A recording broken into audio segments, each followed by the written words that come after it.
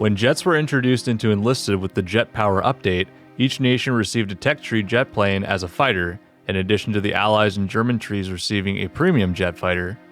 The German tree obviously received the Me-262, the most notorious jet fighter to see combat in World War II. Allies received the Meteor F Mark III, which was also in service but for home island defense only. Japan received the Kika, a prototype that had its first test flight the day after Little Boy was dropped in Hiroshima on August 7, 1945, and 8 days before Japan's surrender to the United States. But the most anachronistic addition to the game was the Soviet Su-9, a prototype from 1946. Now, some people might claim the Ho-Ri is equally as egregious or worse, but by the end of the war, at least 5 prototypes had been half completed, just not the model we see in-game. Maybe I'll make a video on that in the future, but going back to the Su-9, I think aside from Gaijin claiming it was the best option to fit the role, I think a lot of why it was added was because it's already modeled in War Thunder. However, after doing some digging, there are a few possible alternatives that could be added depending on what players would think is appropriate.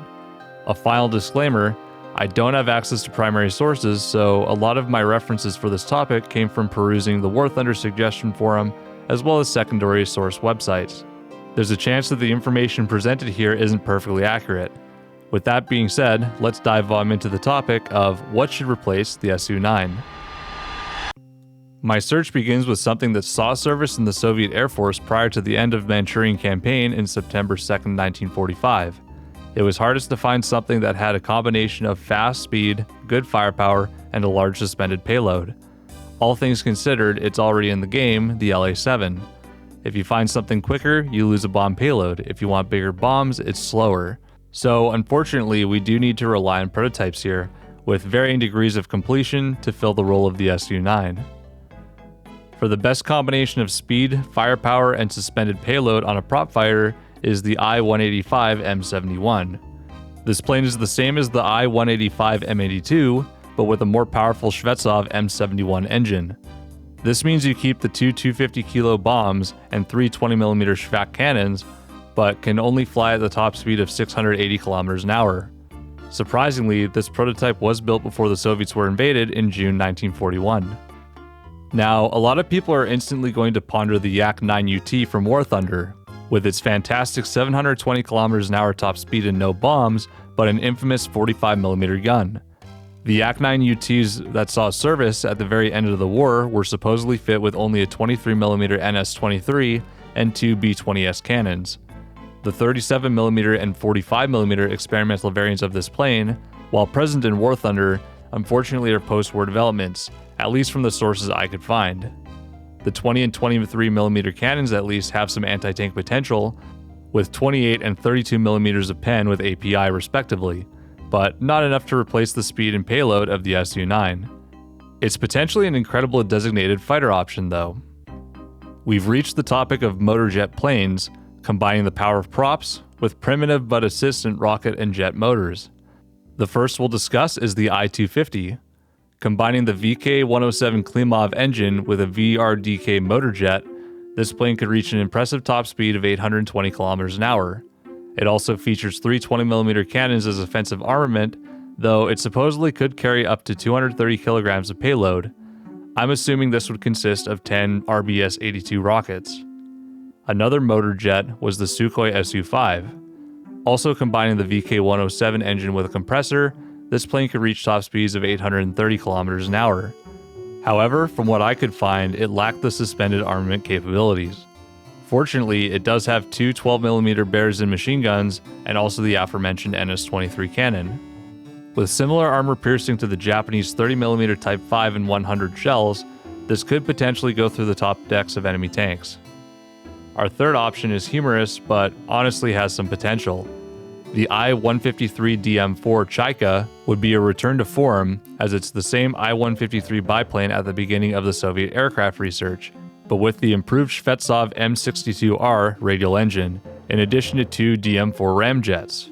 Not only could this plane hit top speeds of 890 kilometers an hour and had 4 12.7mm UBS machine guns, it could carry 2 measly 50-kilogram bombs, but more importantly, 8 ROS-82 or RBS-82 rockets. The biplane configuration would probably give it insane flight agility as well. Unironically, one of the best candidates for an Su-9 replacement is a biplane. Another potential candidate is the Sukhoi Su-7R. No, not the 1950s jet fighter. In 1943, Sukhoi developed a fighter interceptor from the Su-6. It combined a powerful Shvetsov ASH-82FN piston engine with two TK3 turbochargers in addition to an RD-1 KHZ rocket engine. Even if it didn't fill the role of Soviet jet fighter, I would seriously recommend the developers consider this plane for becoming a BR-5 attacker aircraft for the tech tree. There's also the Yak-7 PVRD. This was a Yak-7B fighter bomber equipped with two DM-4 ramjets under the wings.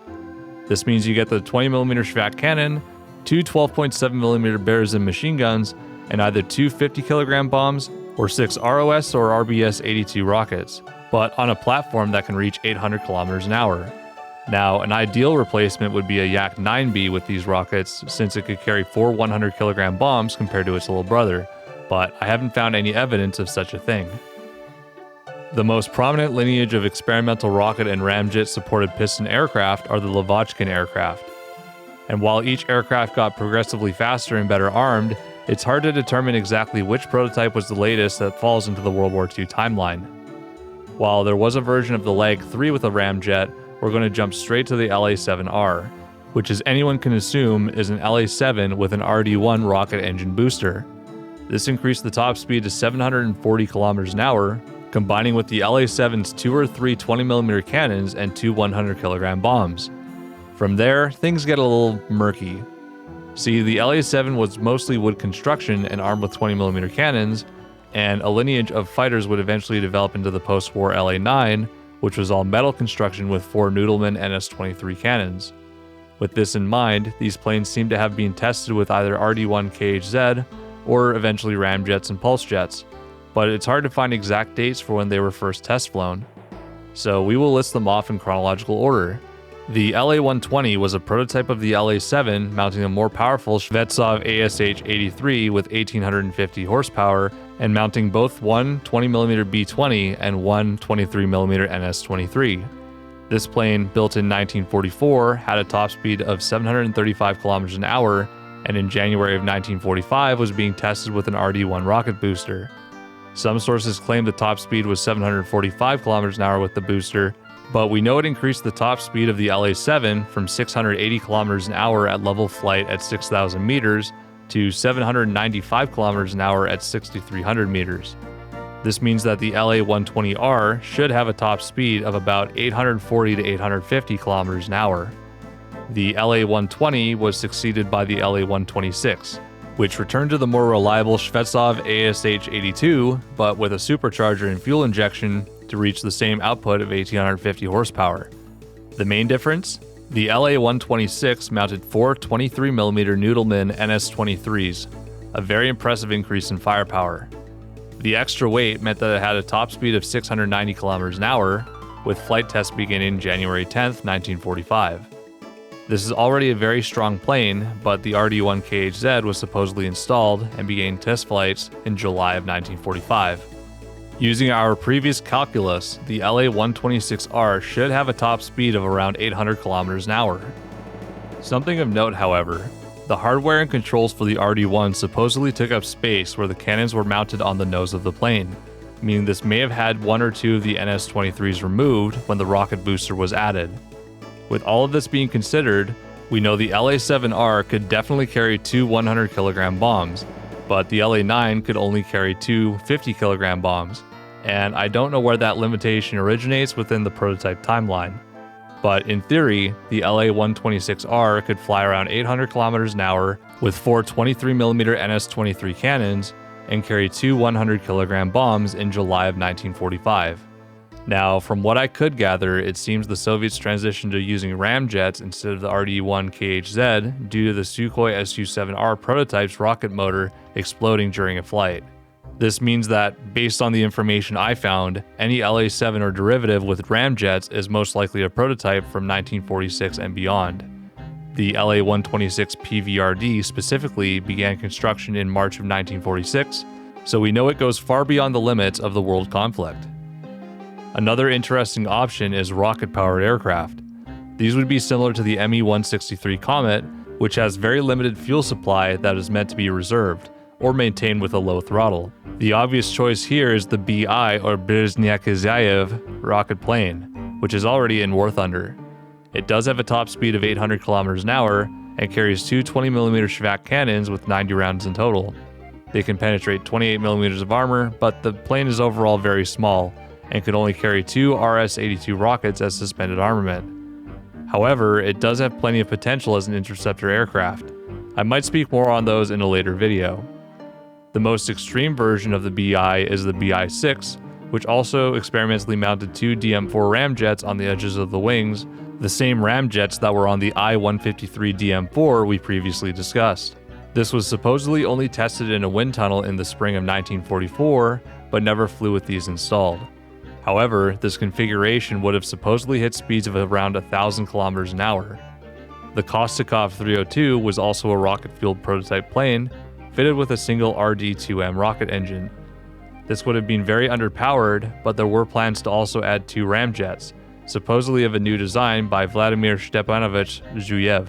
With these two additions, the Kostikov 302 would have been capable of speeds up to 900 kilometers an hour at altitude, but also carry four 20mm Shvak cannons and two 100kg Fab 125 bombs, or two 132mm RS-132 rockets. While the variant of the Kostikov 302 with the ramjets only existed as a wooden mock-up, the prototype with the single rocket engine did, giving it arguably enough grounds to be added in the planned ramjet additions. It's also worth mentioning the Soviets captured an Me-262A-2, which was test flown with the Red Star replacing the Balkenkreuz in August of 1945. While boring, this is always an option if we really want something comparable to the other jets. There are actually quite a few potential options, but all of them require some sort of compromise. The Yak-9UT was the most powerful surface plane the Soviets used in the end of the Patriotic War, but it doesn't carry a payload nor a powerful cannon prior to the war's end. The I-185 M71 has a lot of great stats, but just isn't as fast as the jets. Korsi suggested this plane could be added as a Soviet attacker option that's more appropriate than the IL-10, and I wouldn't mind seeing that happen, but I think it makes more sense as a fighter plane if the Su-7R was added as an attacker. Finally, I really think that Kostikov is a really interesting option worth considering. It certainly flies quick enough and has decent payload potential, though it would likely be the most boom and zoom in terms of flight characteristics. With all that being said, these are my personal picks. The Su-9 would be replaced with the Kostikov 302 as a tech tree quote-unquote jet fighter with a 900km top speed, four 20mm cannons, and two 125kg bombs. As for a premium, I think one of the LA-7 rocket variants makes sense, with the about 800km/h top speeds, two 100kg bombs, and 2 to 4 20 or 23mm cannons. There's also potential for the I-153 DM-4 to be added as a jet fighter with a top speed of 890 km/h, four 12.7mm machine guns, and carrying 8 RBS-82 rockets, maybe as an event vehicle.